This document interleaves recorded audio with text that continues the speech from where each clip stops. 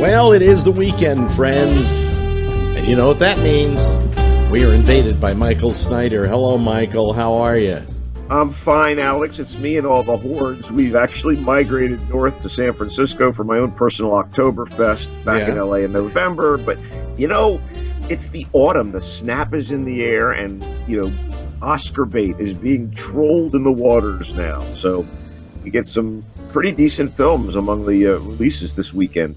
Shall we go? Go, please. All right, Gone Girl was a bestseller that I never read. And I never read it because I knew a film was going to come out of it, and I don't want to be, suffering with preconceived notions when I read a book and then see a film. Oh, they didn't do this. Oh, they didn't do that. I just want to kind of analyze and assess a film on its own merits. The movie Gone Girl has a lot going for it, including a very interesting premise, an exciting number of twists and turns, and a very accomplished director in the form of David Fincher, who did Seven, The Social Network, the American version of Girl with the Dragon Tattoo. So this mystery thriller is about a husband and his suddenly missing wife. And the question is, what happened to her? Where did she go? Was there foul play? Looks like it. The detectives are called in.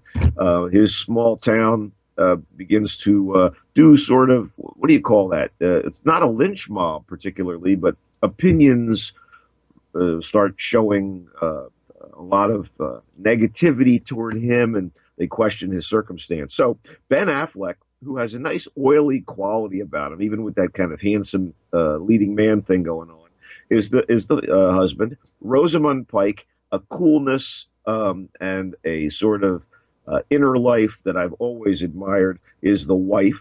And as her ex-boyfriend from years gone by, Neil Patrick Harris, as the sort of celebrity attorney type, Tyler Perry, who is very, very good in this thing. And a media storm starts to boil over with this guy's situation. So nicely done on all fronts. The third act kind of lost me a little bit, but ultimately I thought this was really very well made, very clever, and very exciting. And the use of actors best known for comic roles, such as Neil Patrick Harris, Tyler Perry, Missy Pyle playing a Nancy Grace character, and Casey Wilson as a neighbor, very intriguing, and it works. I thought Gone Girl was very, very well done. Good stuff, even if it falters a little bit at the end. Annabelle is a prequel to James Wan's fine and mature docu-horror film, The Conjuring, that featured Vera Farmiga and Patrick Wilson as a real-life couple who investigate the paranormal. This is something that predates that. It's a very creepy shocker revolving around what appears to be a possessed vintage doll. It may or may not be possessed. It's up to us to decide as we watch the hysteria. It was good of kind, let's put it that way. It had a few interesting shocks, but ultimately we've been here before, and a movie like The Conjuring is much better. This is not directed by James Wan. It's directed by a guy named John Leonetti, written by Gary Dauberman, and it kind of pales next to The Conjuring. You do get Annabelle Wallis, oddly enough, as the lead wife, pregnant woman in danger. You get all these kind of Rosemary's Baby vibes off this thing. She's pregnant. Her name is Mia. Hey, get it? Mia Farrow starred in Rosemary's Baby. And you also get Alfred Woodard in a supporting role, but not crazy about this film. Men, Women, and Children is all about a group of high school teenagers and their parents attempting to navigate the ways the internet has changed the world. And so it's a little on the soapy side. There are some amusing moments. There's a lot of interrelated, interwoven stories, and pretty solid performances. Plus, it's directed by Jason Reitman, but you know what? It's kind of clumsy.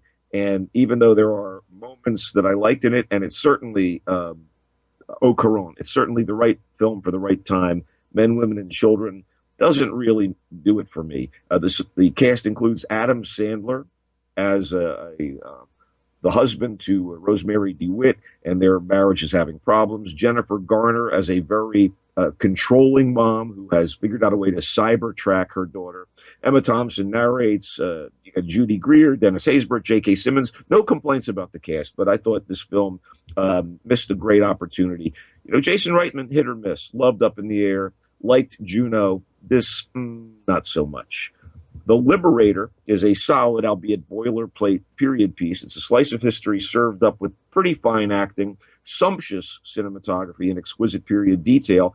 It reveals the heroism and the tragedy of Simon Bolivar's life and times, a hero in Latin America.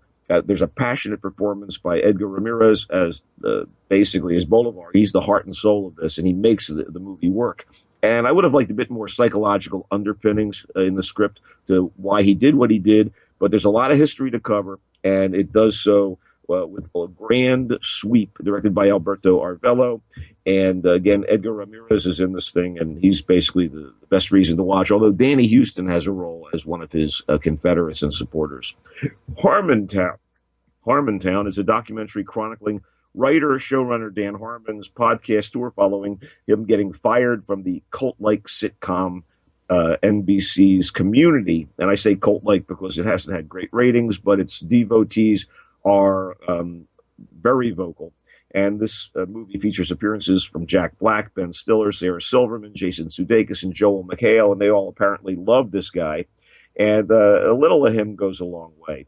But it's kind of interesting to travel along with this guy. And as someone who never got excited about Community, maybe I'm not the target audience, but Harmon seems talented and self-destructive, and maybe that's kind of fun to watch for some people. Finally, let's wrap this up with The Hero of Color City, family animated thing for the little ones. I mean, the very little ones. I mean, if you're older than about 5 or 6, you're going to go, wow, this is for babies. It's about anthropomorphic crayons trying to save their homeland and the imaginations of children everywhere. Voice work from Christina Ricci, Craig Ferguson, Rosie Perez, Wayne Brady, Owen Wilson. You're thinking, oh, this is going to be great. It's sweet. It means well. But, the Dora the Explorer crowd is about as mature as you're going to get in terms of the demographic for The Hero of Color City. It's, done on a limited budget. I could tell, they cranked this baby out. And it means well, and it also has a nice underlying and charitable theme, inspiring people to give used crayons to some fund so kids who can't afford crayons can have them. I think it's something like that. Anyway, that's it in terms of new movies. What do you got in the way of video and TV? Anything at all? Well, it's funny you should mention Annabelle Wallace because she's in my my pick for this week. What would that be? That would be Peaky Blinders.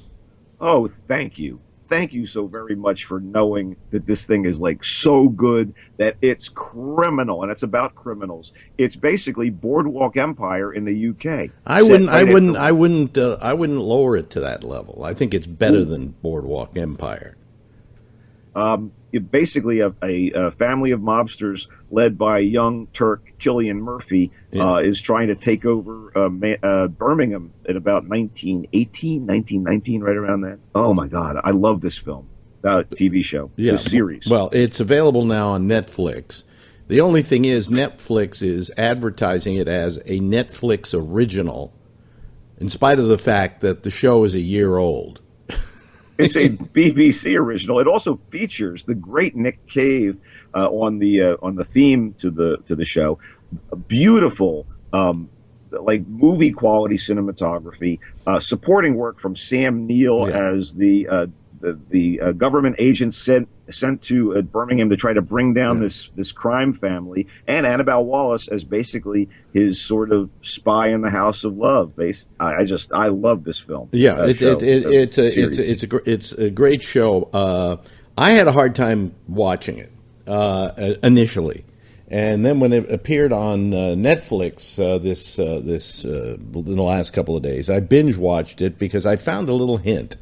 If you find the accents a little too thick, and they're very thick, and you sometimes find it a little hard to follow, just use the subtitles. You know what? You're right. You're right. And it makes the show very easy to watch. This is not uncommon, actually, for Americans watching British regional stuff. And this is the industrial Midlands. And in fact, they have a much different accent from received pronunciation in London and on British television in terms of announcers and stuff. And it's not a posh accent, generally speaking. And I found the same thing with Happy Valley, which is set in Yorkshire, which is a contemporary thing, unlike this, which is period. Happy Valley is a wonderful crime drama, but you can barely understand a word because A the word, Yorkshire yeah, accent is yeah. so thick. Yeah, in fact, I think I know what you're talking about, and I couldn't even get into it because of that. You know, but that's my newest hint: is you don't feel ashamed that you have to put subtitles on something that's in English.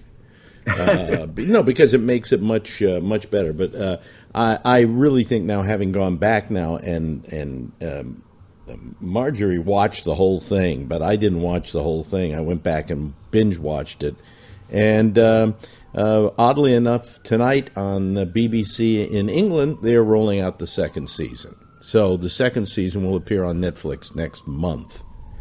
Man, oh man, I love the show. And what a crazy name, Peaky Blinders, Yeah. for anyone who doesn't get it. It's the name of the gang, and they call themselves that because they wear hats with razors in them, so they can whip out these razors and basically blind their opponents. And the hats are peaked, so that's Yes, why well, they were called the Peaky Blinders. The gang did exist, but it's a great show. And if anybody's lucky enough out there to have Netflix, I suggest it to them. And the reason I brought up Boardwalk Empire is it's a period crime drama that's based on factual stuff. The writer of it gets very mad when people make that comparison.